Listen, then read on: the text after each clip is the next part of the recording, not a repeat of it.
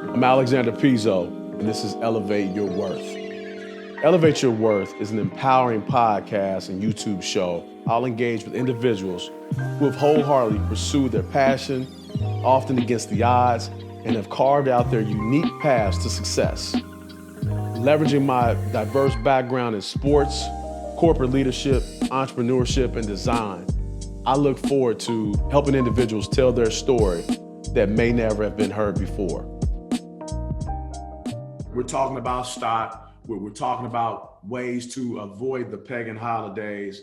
So, Mike, I know we both have things that we don't talk about that we're working on. But one of the things that I've been working on, as I told you, turning Caliber Real Estate Investment Group into a full-fledged financial services company, kind of a one-stop shop. Right. So everybody was like, well, man, why you just want to get into wholesale real estate? It's like, nah, that's not my long-term goal or target, right. I should say. But okay. Right.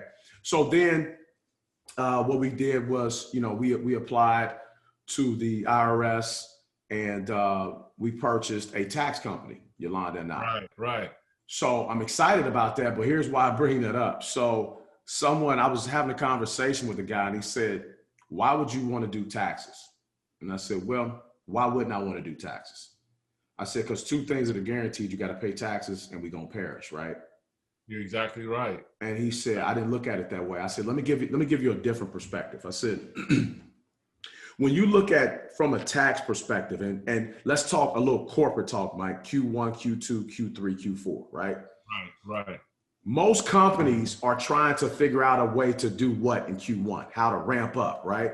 How to ramp up. Because saving some of the business from fourth quarter to push it over into first quarter. Right, to really make their books look real good, right? Right. So I said to myself, my business model for me is you have to, you always talk about hunting and opportunities, Mike. And when I looked at the tax game, I said that's an opportunity in Q1 and Q2 that will become a built-in that you work off of two things, repeats and referrals, right? So if I do 100 clients between January and June, now my goal is with my autoresponders, my surveys, is to continue to keep them in the fold going into year two. So now I have a base of 100. I've had a year to build, grow, and scale. So that 100, I now get repeats and referrals off of them. And I take that 100 to 300 plus any low hanging fruit. Well, here's the next piece that we're going to add is life insurance, right? Right. Well, wait a minute, man. Why would you do taxes and life insurance? That makes no sense. Well, imagine this, Mike. I take that individual who may lack financial literacy or just a little bit perspective on how important it is to get any semblance of a life insurance policy so that their family, if something were to happen, they have some type of family protection, right? Mm-hmm. But here's the thing. I get you a tax check. That's the perfect time to now segue into the life insurance product because you got that money. And before you go trick off the church's money, right? I'm going to help you put something in the right collection plate so that if something were to happen, and you're going to pay that premium for a year. Mm-hmm. So you pay that premium for a year. So now what I've done is I've created repeat and referral business in two avenues, and it's residual without having to get out here and pound the pavement. So I ran the average numbers, Mike, with Jackson Hewlett and H&R Block, and I'm gonna go lower than that. Jackson Hewlett and H&R Block, they charge about, for an individual tax return on average, about $600, right? Right. I said, just imagine if I come in and my average return yields a return of $400 and we hit the target of 100 returns. Right. That's $40,000 that we've added to the bottom line in Q1 and Q2, right? Without having to really go pound the pavement. That's all for repeats, referrals, and just really marketing. That's another piece of real estate every year. Say that again, Mike.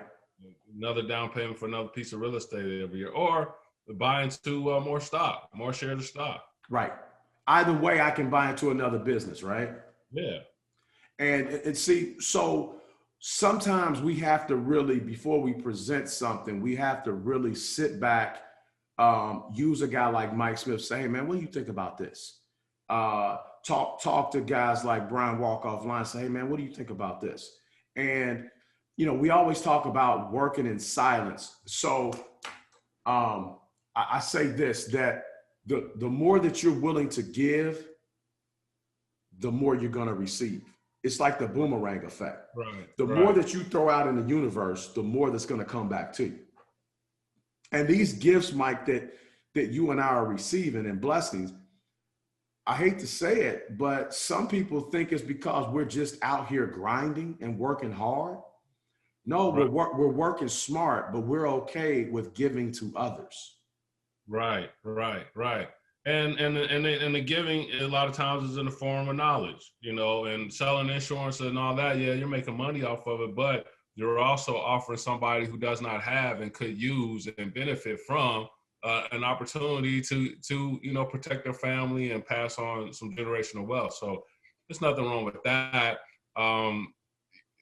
I think it's an excellent plan, an opportunity for you to be able to make money and help folks. Right.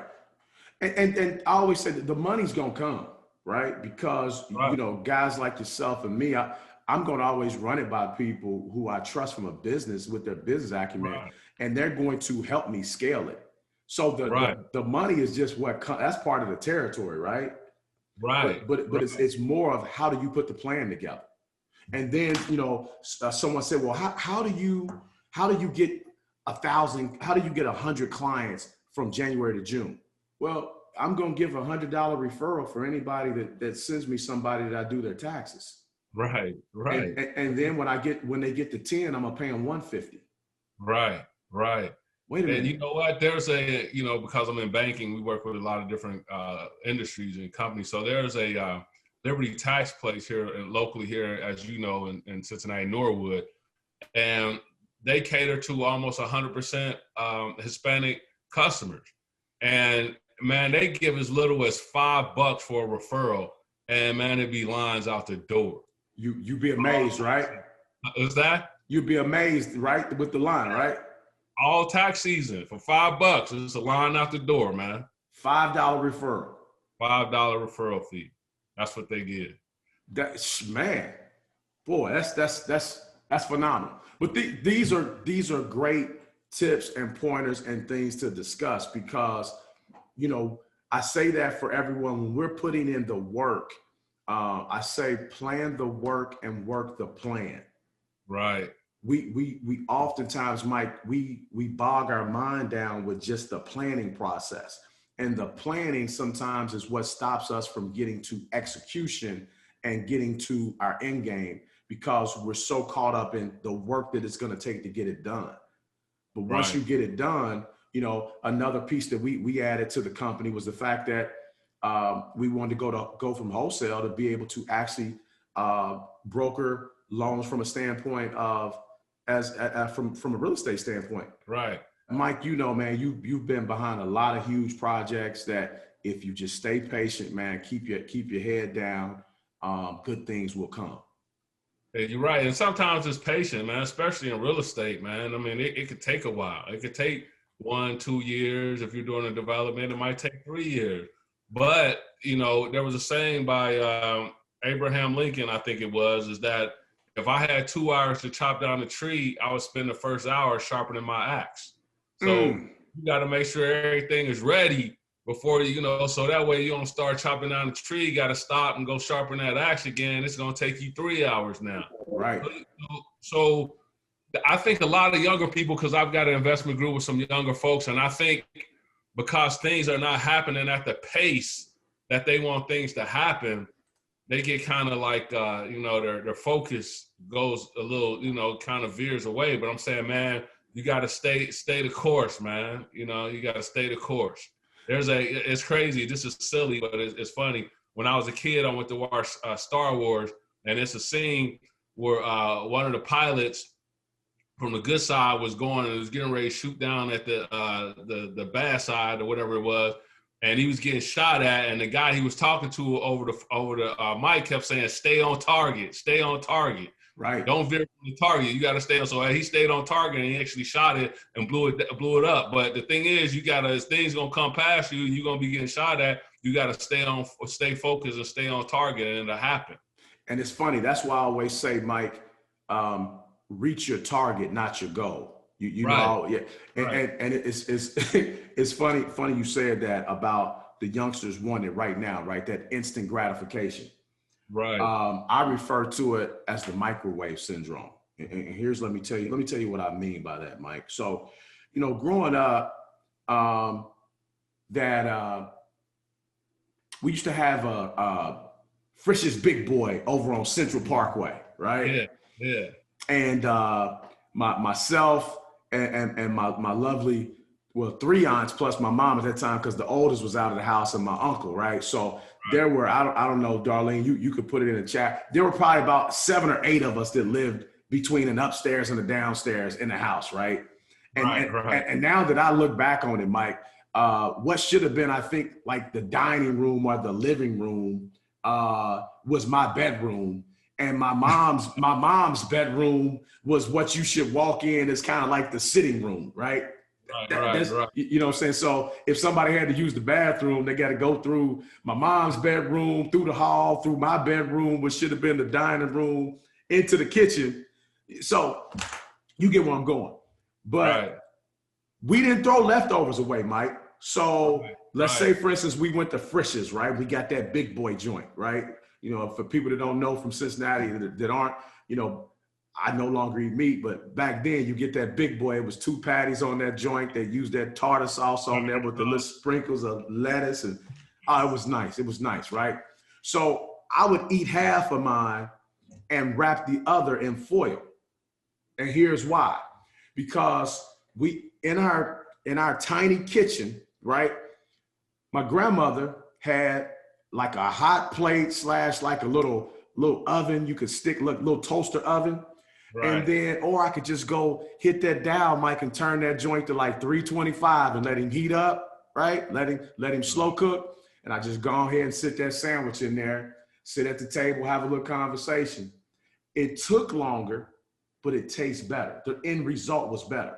Right. Kids now will take some fries left over that they put in styrofoam because they're trying to save the damn ozone layer. So that means they're mushy.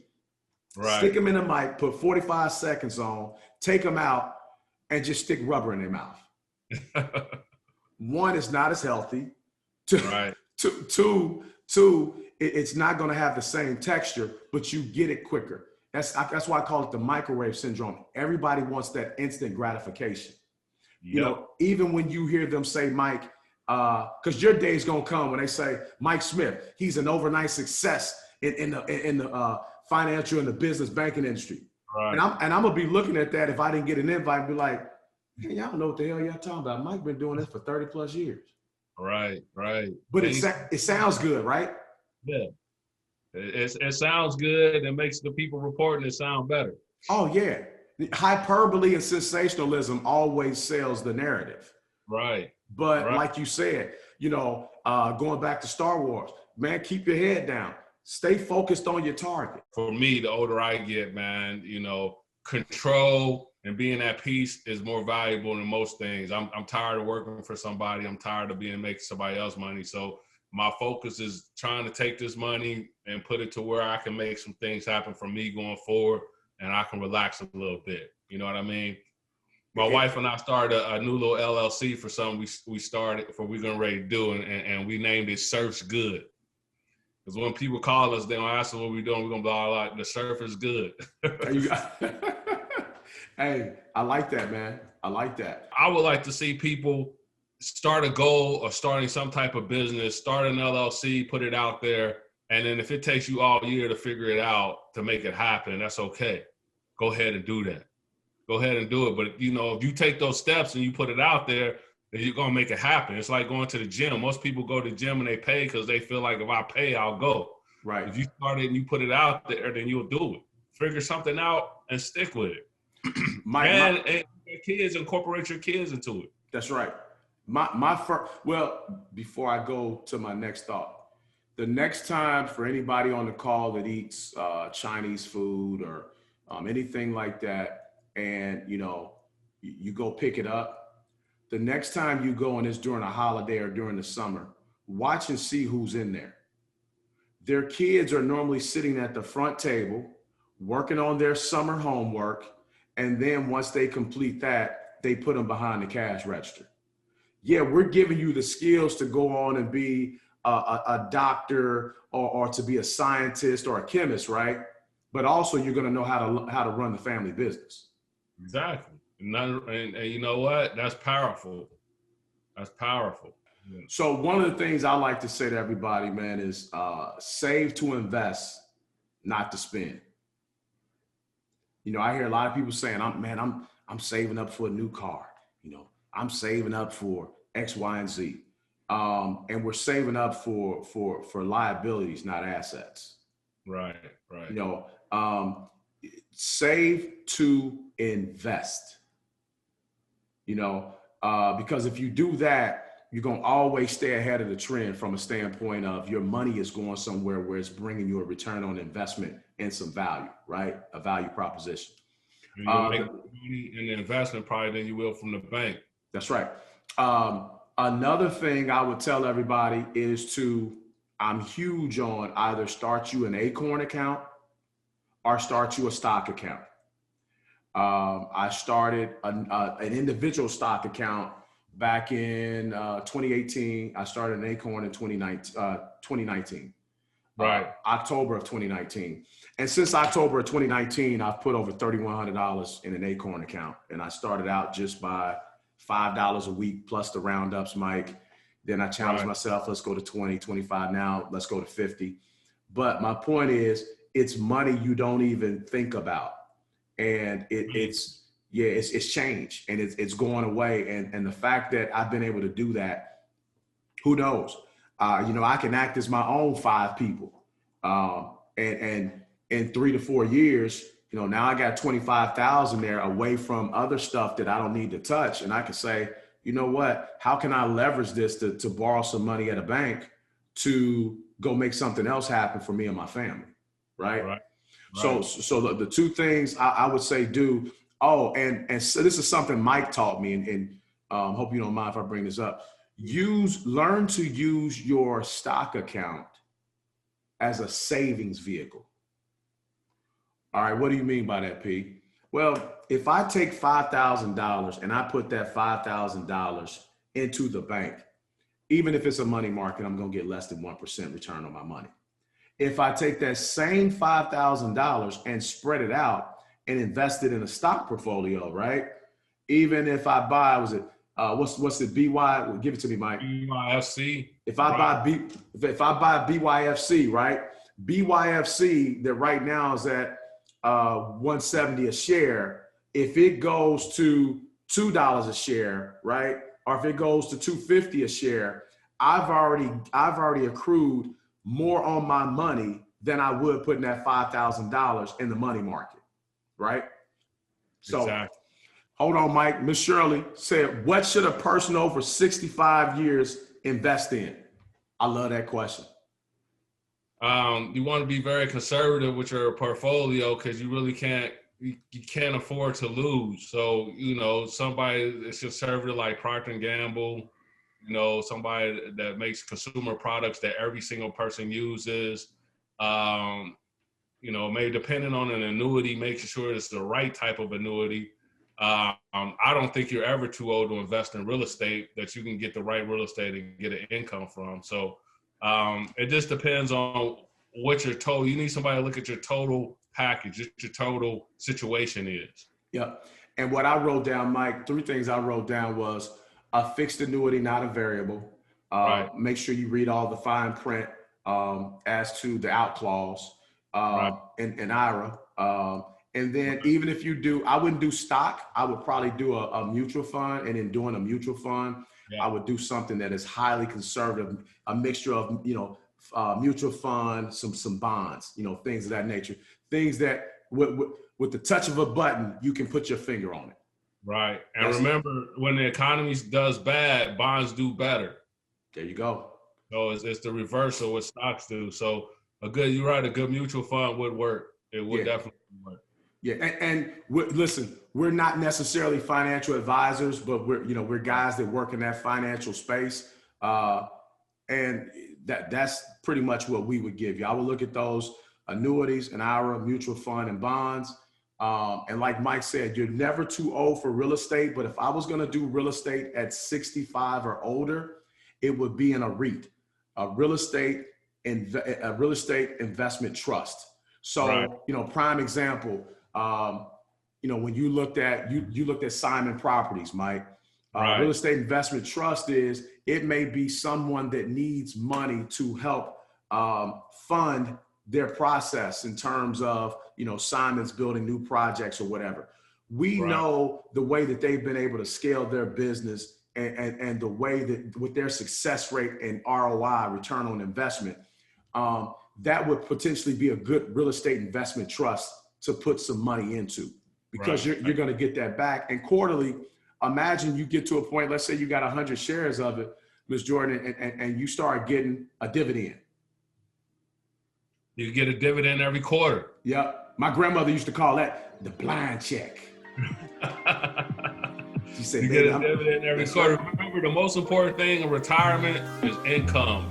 You can be able to derive income. From multiple angles. Yeah.